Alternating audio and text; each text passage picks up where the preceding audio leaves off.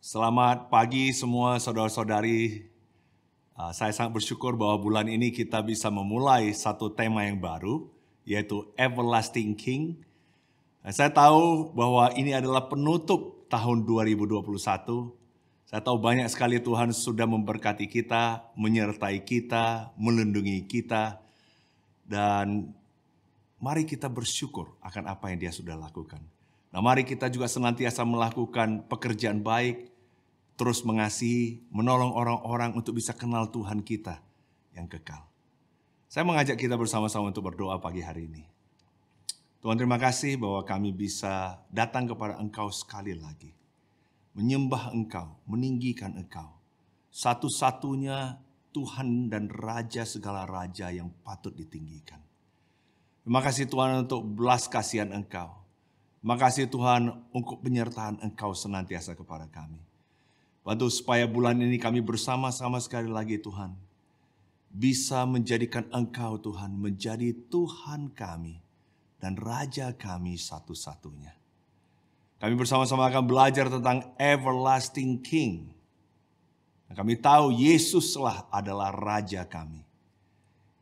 Dan biarlah bulan ini ketika seluruh dunia memerayakan kelahirannya, kami sendiri Tuhan bisa mempersiapkan hati kami.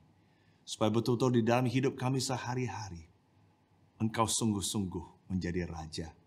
Yang sungguh-sungguh bertahta dan berdaulat di dalam hati kami, pikiran kami, tindakan kami, dan hidup kami. Sertai hamba-Mu dalam bawang firman, dalam nama Yesus kami berdoa dan mengucap syukur. Amin.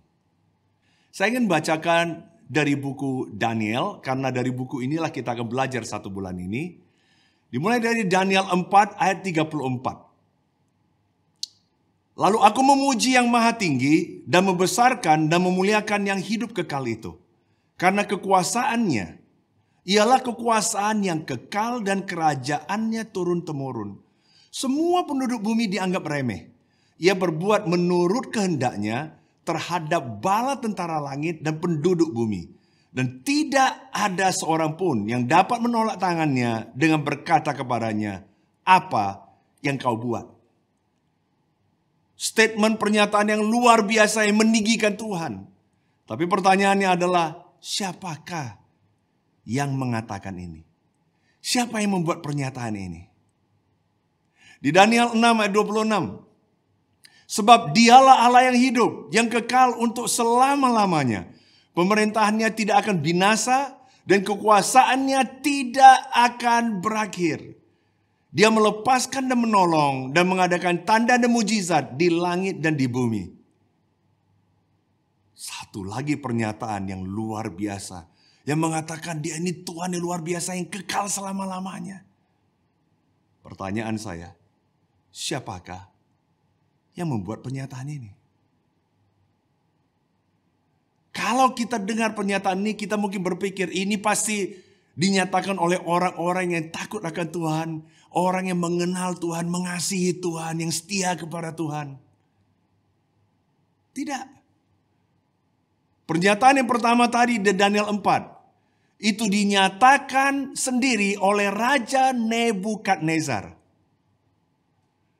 Dan tadi pernyataan yang kedua di Daniel 6. Pernyataan itu dinyatakan oleh Raja Darius. Raja Medo Persia. Jadi kita bisa lihat dua orang ini bukan orang yang kenal Tuhan.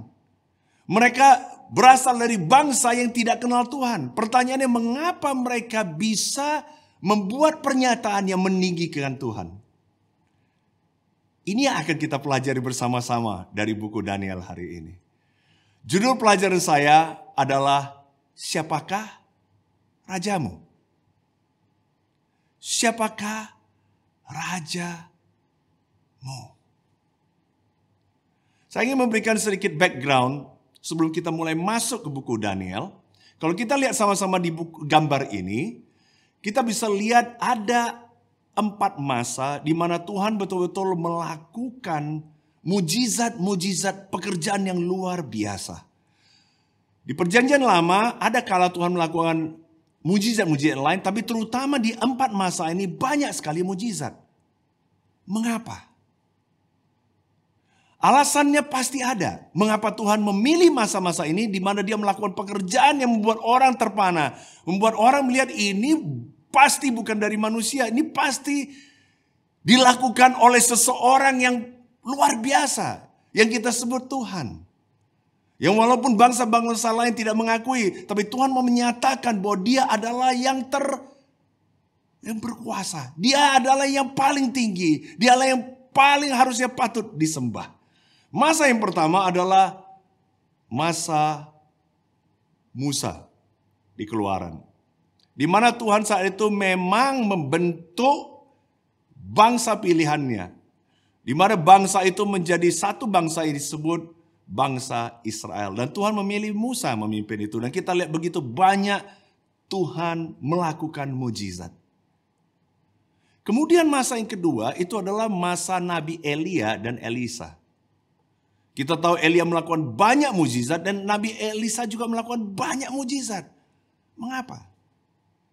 Karena masa itu adalah masa di mana kerajaan yang sudah terpisah, yaitu kerajaan Israel di utara dan kerajaan Yehuda di selatan, mereka mulai berdamai. Di mana kerajaan di utara, Israel, mulai saling menikah dengan kerajaan di selatan, yaitu Yehuda.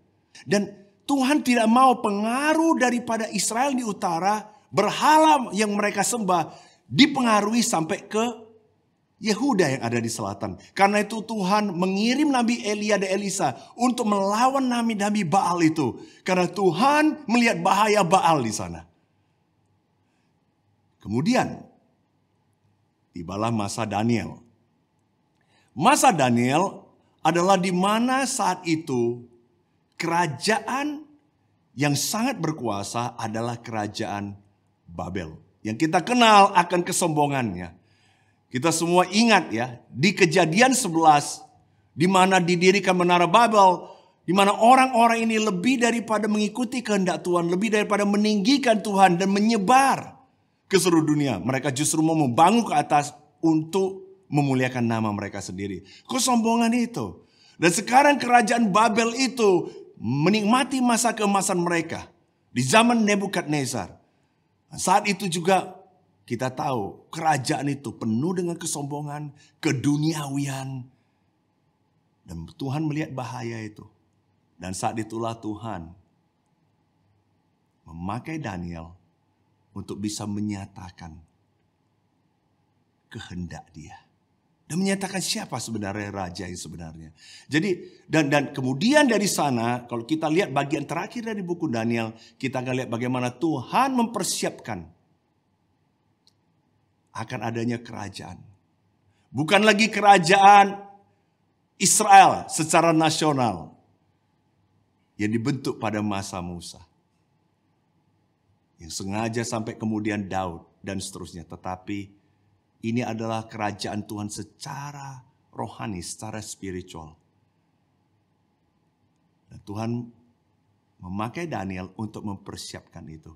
Jadi saya mau kita bisa lihat di mana Tuhan tetap yang in control. Tetap dia yang in charge. Dia yang membentuk kerajaan itu. Dan dia sendiri juga yang melindungi bangsa dan umat pilihannya. Nah inilah yang sangat menarik di Lukas 21 ayat 24. Kalau kita fast forward ke perjanjian baru. Ada dikatakan, ayat ini mengatakan begini. Dan mereka akan tewas oleh mata pedang dan dibawa sebagai tawanan ke segala bangsa. Dan Yerusalem akan diinjak-injak oleh bangsa-bangsa yang tidak mengenal Allah. Sampai genaplah zaman bangsa-bangsa itu. Bahasa Inggrisnya, until the times of the Gentiles are fulfilled. Apa maksudnya? Maksudnya ada masa di mana Yerusalem akan dihancurkan. Bangsa pilihan Tuhan malah diinjak-injak oleh bangsa yang tidak kenal Tuhan. Ini membuat Nabi Habakuk mengalami kesulitan menerima. Kok bisa Tuhan pakai bangsa lain yang kejam gak kenal Tuhan untuk menghancurkan bangsa pilihannya. Tapi Tuhan bilang setelah masa itu akan genaplah zaman bangsa-bangsa Gentiles itu. Yaitu orang-orang yang tidak kenal Tuhan. Dan Tuhan pakai orang-orang yang tidak kenal Tuhan itu untuk memimpin kerajaan-kerajaan di dunia. Nah itulah yang banyak diceritakan di buku Daniel. Daniel ada 12 pasal. Dan kalau kita lihat, saya mau kita melihat dengan secara global saja. Yaitu 7 pasal pertama itu bicara tentang kerajaan yang berkuasa. Di masa kemasan mereka, yaitu di dunia. Tapi dari pasal 8 sampai 12 Tuhan sudah mulai memperkenalkan kerajaan Tuhan. Makin jelas dia jelaskan. Sehingga hari ini bagi kita yang membaca buku Daniel, kita melihat kembali, kita bisa katakan Tuhan luar biasa. Bagaimana tidak ada satu kerajaan pun di dunia yang dia izinkan terjadi. Kalau bukan karena dia sendiri.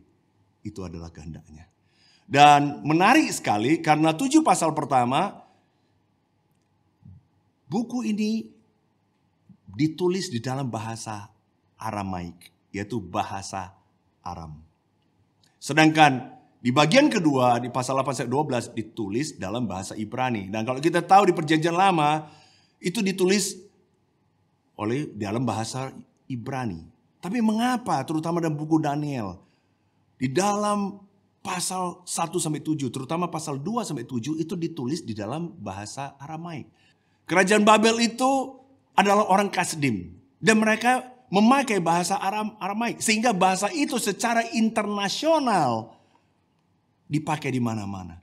Dan sengaja Daniel waktu menuliskan buku ini, dia memakai bahasa itu karena bahasa inilah yang dikenal oleh orang-orang. Tetapi ketika pasal 8-12 di mana dia mau secara lebih personal, mau bicara tentang kerajaan Allah, kerajaan Tuhan. Dia mau bicara kepada bangsa pilihannya dan di sanalah dia pakai bahasa Ibrani. Kalau kita lihat cara penulisannya juga sangat menarik. Itu yang namanya double chiasm. Double chiasm itu artinya ada struktur yang dibuat sehingga betul-betul gampang untuk diingat.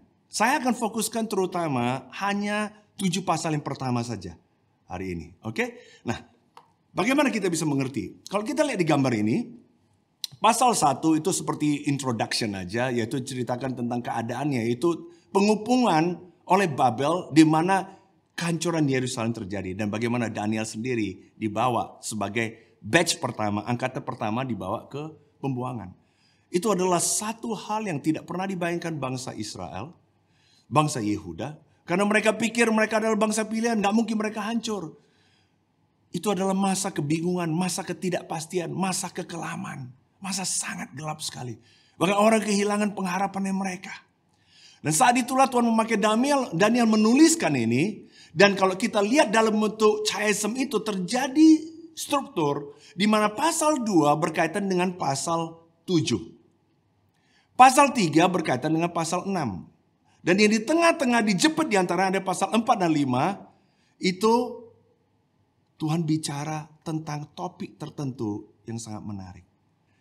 Dan ini akan menjadi 3 poin yang saya mau bicarakan hari ini. Yaitu pertama adalah He dethrones the boastful. Tuhan sendiri yang merendahkan dan menurunkan tahta orang yang sombong. Yang kedua, He delivers the faithful. Tuhan yang membebaskan orang-orang yang bersetia kepada Dia. Dan yang ketiga, He declares the everlasting King so we can be hopeful. Tuhan sendiri akan memberitahukan siapakah raja yang kekal itu supaya kita semua di sini bisa punya pengharapan. Dan masing-masing itu, poin itu akan diambil dari pasal-pasal yang tadi saya sudah sebutkan. Saya mulai dari poin pertama.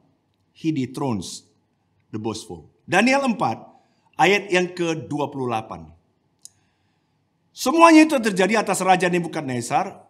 Sebab setelah lewat 12 bulan ketika ia sedang berjalan di atas istana raja di Babel, berkatalah raja, bukankah itu Babel yang besar itu yang dengan kekuatan kuasaku dan untuk kemuliaan kebesaranku telah kubangun menjadi kota kerajaan? Ya betapa sombongnya Raja Nebukadnezar. Sudah itu ayat 31. Raja belum habis bicara ketika suatu suara terdengar dari langit. Kepadamu dinyatakan, ya Raja Nebukadnezar, bahwa kerajaan telah beralih daripadamu. Engkau akan dihalau dari antara manusia dan tempat tinggalmu akan ada di antara binatang-binatang di padang. Hingga engkau mengakui bahwa yang maha tinggi berkuasa atas kerajaan manusia dan memberikannya kepada siapa yang dikehendakinya. Perhatikan dengan teliti di sini. Kata kerajaan telah beralih daripadamu. Jadi siapa yang menentukan? Siapa yang menurunkan dia dari tahtanya? Tuhan sendiri. Padahal ini adalah raja paling nomor 1 pada saat itu. Di zaman keemasan daripada kerajaan Babel. Tuhan bilang, that's it. Sudah saatnya. Ya out. Dan bukan hanya itu. Tuhan buat dia sampai Raja Nebukadnezar itu mengalami apa yang kita sebut likantropi. Likantropi itu adalah satu penyakit di mana orang itu berilusi bahwa dia sendiri adalah seekor binatang. Dan kemudian karena dia berilusi dan dia mulai merasakan dan percaya bahwa dia adalah seekor binatang, dia pun sudah mulai bertindak seperti binatang itu.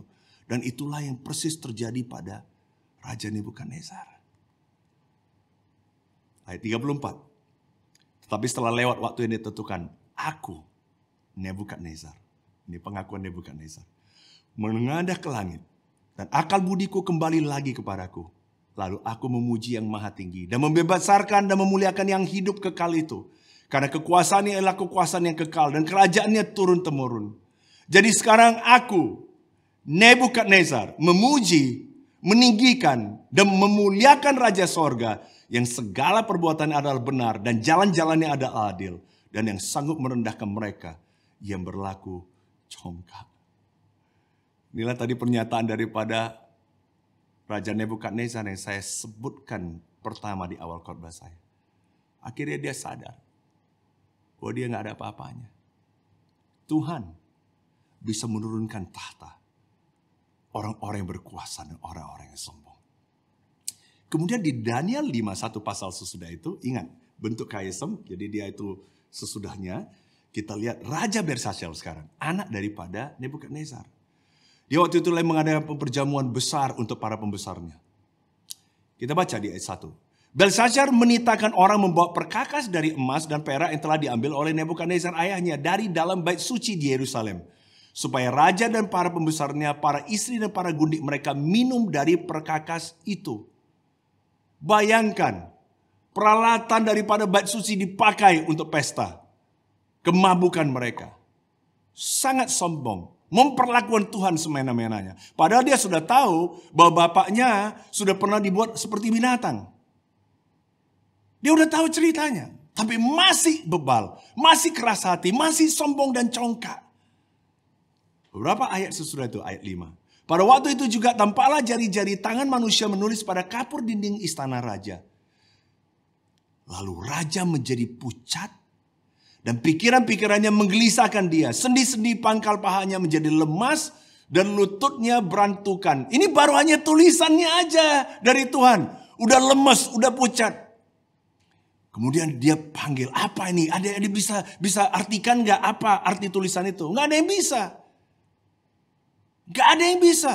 Kecuali Tuhan sendiri yang nyatakan. Dan kita tahu, kembali lagi Tuhan pakai Daniel. Dan ini adalah kata Daniel. Ya Tuanku Raja Allah yang maha tinggi, telah memberikan kekuasaan kepada Raja kebesaran kemuliaan keluhan kepada Nebukadnezar, ayah Tuanku. Kembali Daniel bilang yang memberikan kebesaran kemuliaan keluaran itu adalah siapa? Tuhan. Jadi jangan sombong kamu. Dan oleh karena kebesaran yang telah diberikannya kepadanya itu, maka takut dan getarlah terhadap dia orang-orang dari segala bangsa, suku bangsa dan bahasa. Dibunuhnya siapa yang dikehendakinya, dibiarkannya hidup siapa yang dikehendakinya. Ditinggikannya siapa yang dikehendakinya dan direndahkannya siapa yang dikehendakinya. Itulah kesombongan itu. Nggak mau meninggikan Tuhan, mau meninggikan diri sendiri. Mau in control. Mau melakukan apa yang dia kehendaki, bukan apa yang Tuhan kehendaki. Tetapi ketika ia menjadi tinggi hati dan keras kepala, Sehingga berlaku terlalu angkuh, maka ia dijatuhkan dari tahta kerajaannya, kemuliaannya diambil daripadanya. Ya dia halau di antara manusia dan hatinya menjadi sama seperti hati binatang. Dan tempat tinggalnya ada di antara keledai hutan. Kepadanya diberikan makanan rumput seperti kepada lembu, dan tubuhnya basah oleh embun dari langit, sampai ia mengakui bahwa Allah yang maha tinggi berkuasa atas kerajaan manusia, dan mengangkat siapa yang dikehendakinya untuk kedudukan itu. Tetapi tuanku Belshazzar, anaknya, tidak merendahkan diri.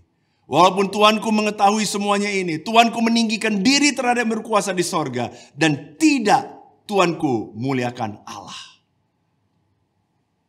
Maka kita tahu mene tekel ufarsin. Di mana kita tahu mene artinya masa pemerintahan tuanku dihitung oleh Allah dan telah diakhiri. Siapa yang menentukan? Tuhan. Tekel. Tuanku ditimbang dengan raja dan ditapati terlalu ringan. Paris. Kerajaan tuanku dipecah dan diberikan kepada orang Media dan Persia. Pada malam itu juga terbunuhlah Belshazzar, raja orang Kasdim itu. Darius, orang Media, menerima pemerintahan. Siapa yang mengalihkan pemerintahan? Siapa yang menurunkan tahta orang yang sombong dan berkuasa? Tuhan. Siapa yang menggantikan pemerintahan kepada Darius? Yang membuat kerajaan Media dan Persia mulai mencapai masa keemasan mereka, Tuhan juga. Makanya kita sebagai orang yang percaya Tuhan tahu ya, ketika di Perjanjian Baru buku Roma katakan kita sebagai orang Kristen, sebagai orang yang percaya Tuhan, kita harus tunduk kepada pemerintah. Walaupun kamu nggak suka siapa pejabatnya, siapa pemerintah, kita harus tunduk. Mengapa? Karena tidak ada pemerintahan, tidak ada kuasa di dunia yang ada kalau bukan Tuhan yang tentukan dan Tuhan yang izinkan. Jadi kita bisa lihat Tuhan menurunkan orang-orang yang sombong. He dethrones the boastful. Poin saya yang kedua. He delivers the faithful. Kita bisa lihat sekarang di pasal 3 dan pasal 6. Di mana pasal 3 bicara tentang 3 teman daripada Daniel, Sadrak, Mesak, dan Abednego. Apa yang terjadi pada mereka? Kita tahu di ayat 16 sampai 18 di mana mereka dibawa ke dapur api. Karena mereka tidak mau menyembah. Tidak mau menyembah Raja Nebukadnezar. Lihat di ayat 16 apa yang mereka katakan. Jika Allah kami yang kami puja sanggup melepaskan kami, maka ia akan melepaskan kami dari perapian yang menyala-nyala itu. Dan dari dalam tanganmu ya Raja.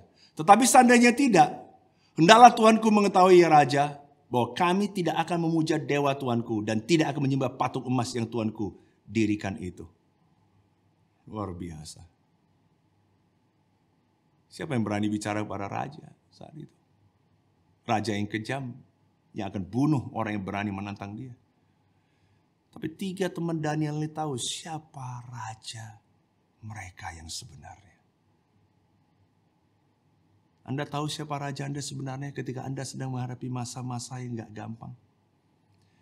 Masa-masa yang sekarang terjadi perubahan begitu banyak. Apakah betul Yesus tetap raja Anda? Siapa sebenarnya menjadi raja Anda hari ini?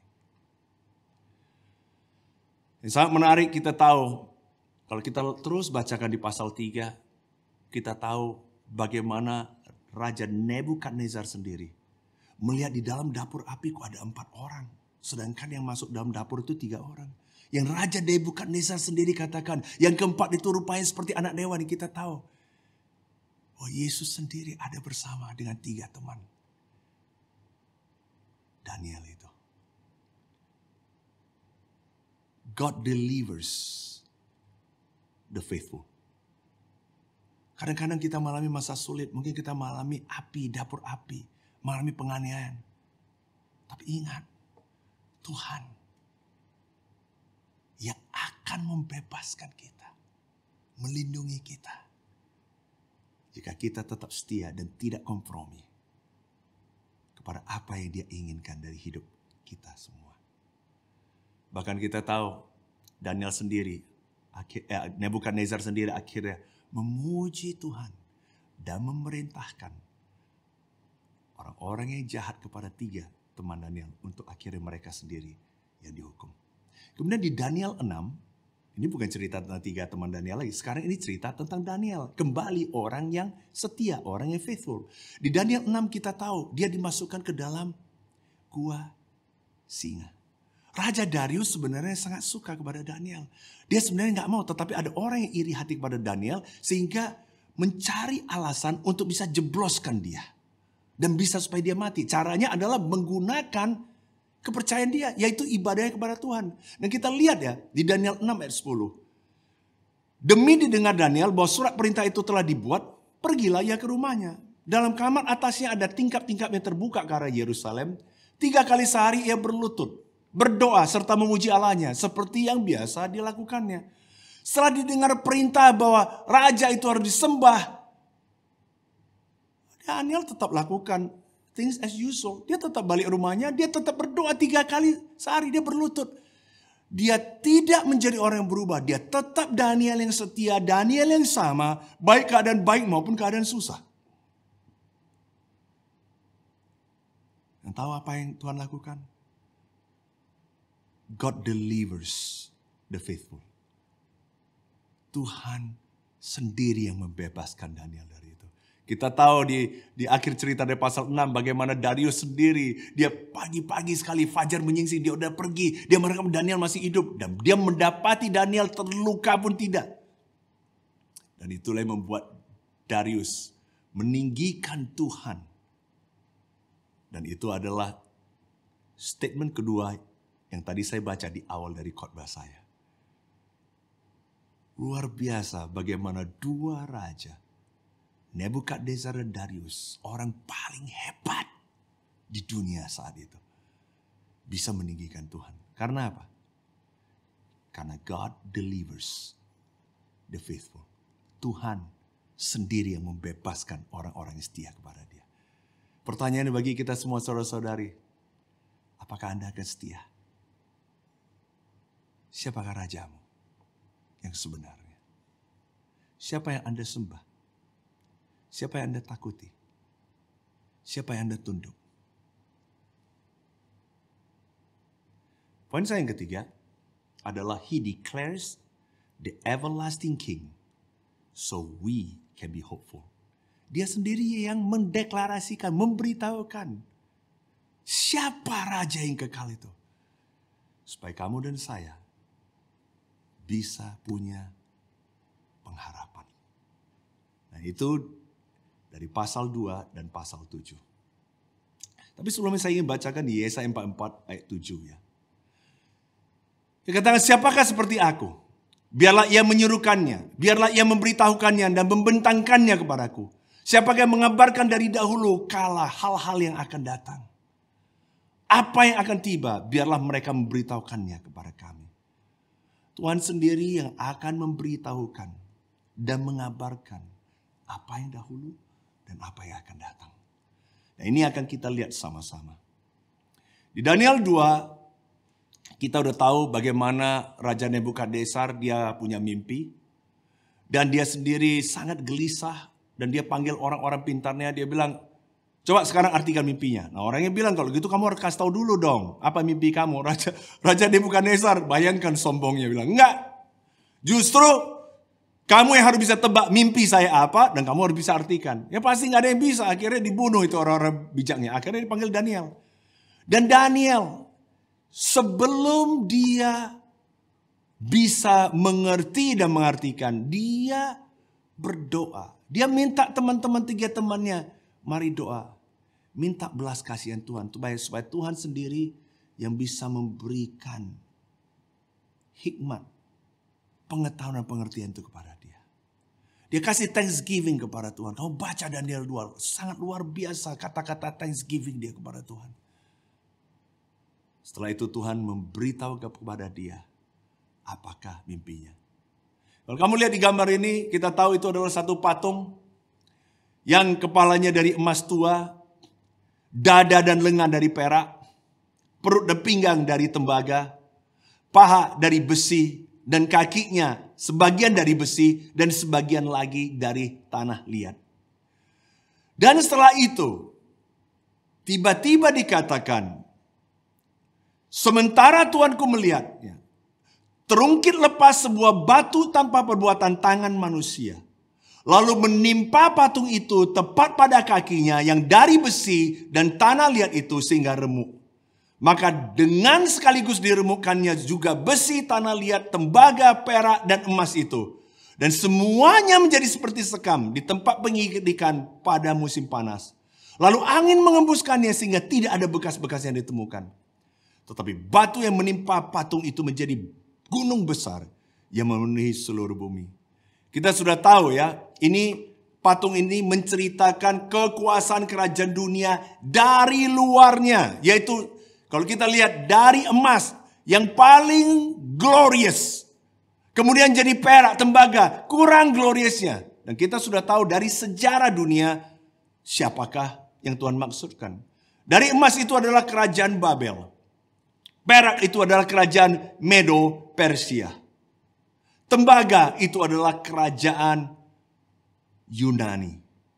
Yang waktu itu dipimpin oleh Alexander the Great. Dan kemudian dengan besi itu adalah kerajaan Romawi. Dan kemudian apa yang terjadi? Kata ada satu batu. Bukan karena perbuatan tangan manusia. Berarti ini perbuatan Tuhan. Yang sengaja Tuhan datangkan. Dan hancurkan. Siapakah? Kapan itu datang? Kerajaan Romawi. Siapa itu? Kita tahu itu tidak lain tidak bukan adalah Yesus. Si Mesias itu. Dan dia adalah Raja kita yang kekal. Dikatakan semua kerajaan itu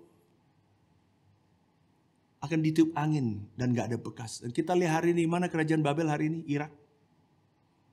Kita lihat Medo Persia hari ini mana? Yunani. Romawi. Habis.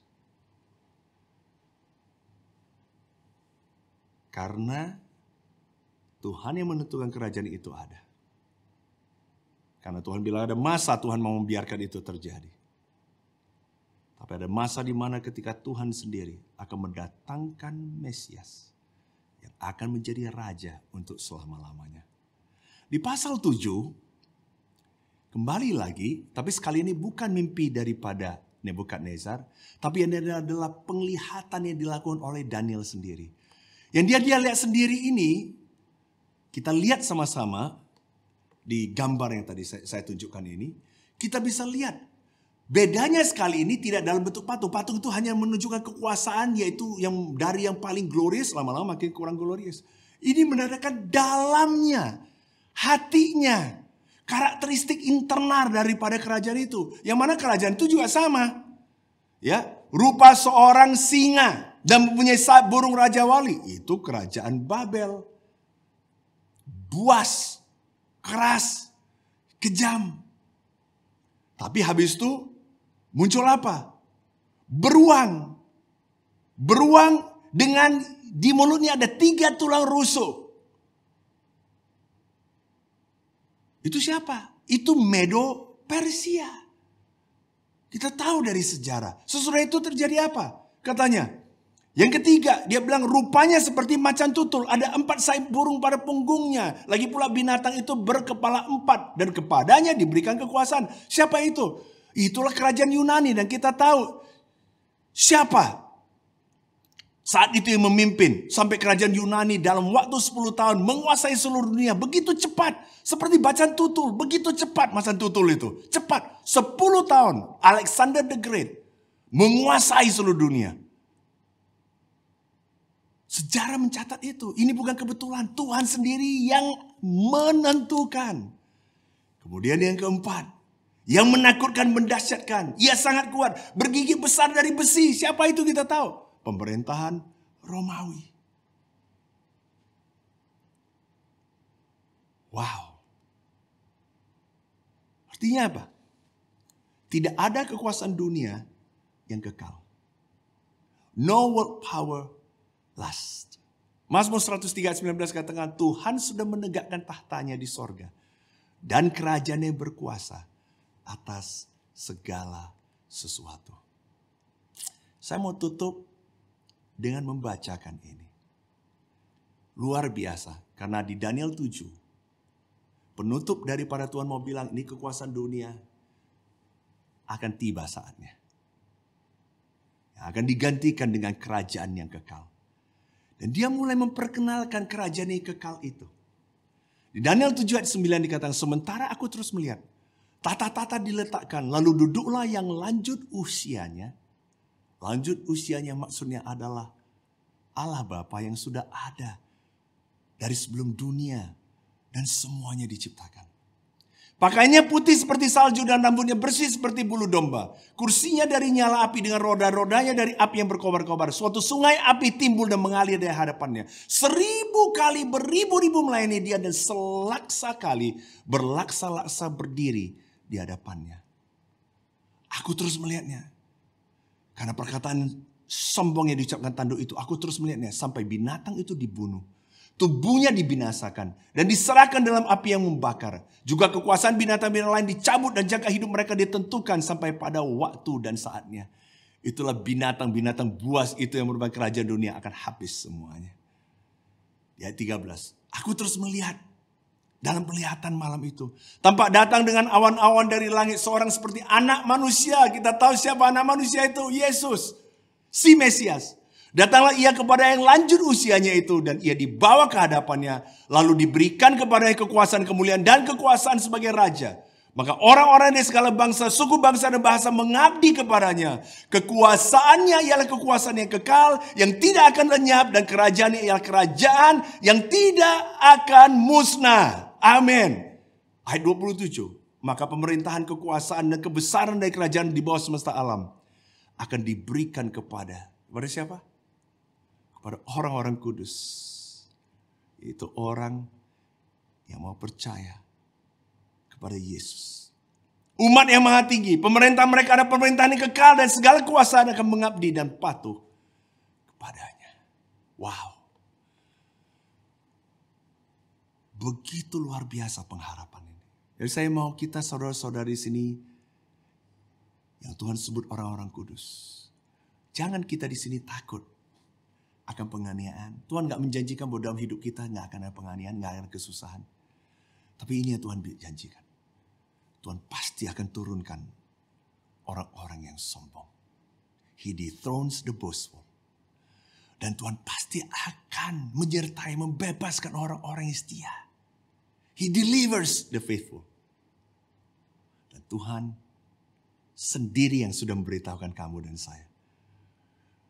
Akan Raja yang kekal itu, yaitu Yesus. Tuhan dan Juru Selamat kita. Supaya hanya kepada Dia, kamu dan saya punya pengharapan. Dan satu hari kita akan bersama dengan Yesus. Memerintah segalanya. Siapakah rajamu? Saya berharap itu Yesus. Mari kita berdoa bersama-sama. Tuhan, terima kasih. Karena Engkau sudah merancang. Engkau sendiri sudah melihat jauh ke depan. Ketika mata kami hanya melihat apa yang di depan kami. Terima kasih karena kuping kami hari mendengar apa yang pasti dan akan terjadi. Lebih daripada kami membiarkan telinga kami mendengarkan hal-hal masalah, kesulitan yang kami hadapi hari ini. Bantu supaya bulan ini Tuhan, kami betul-betul mata kami bisa tertuju hanya kepada Raja yang kekal. The everlasting King. The King of Kings. Yaitu Yesus sendiri. Terima kasih Tuhan. Dalam nama Yesus kami berdoa, ucap syukur. Amin.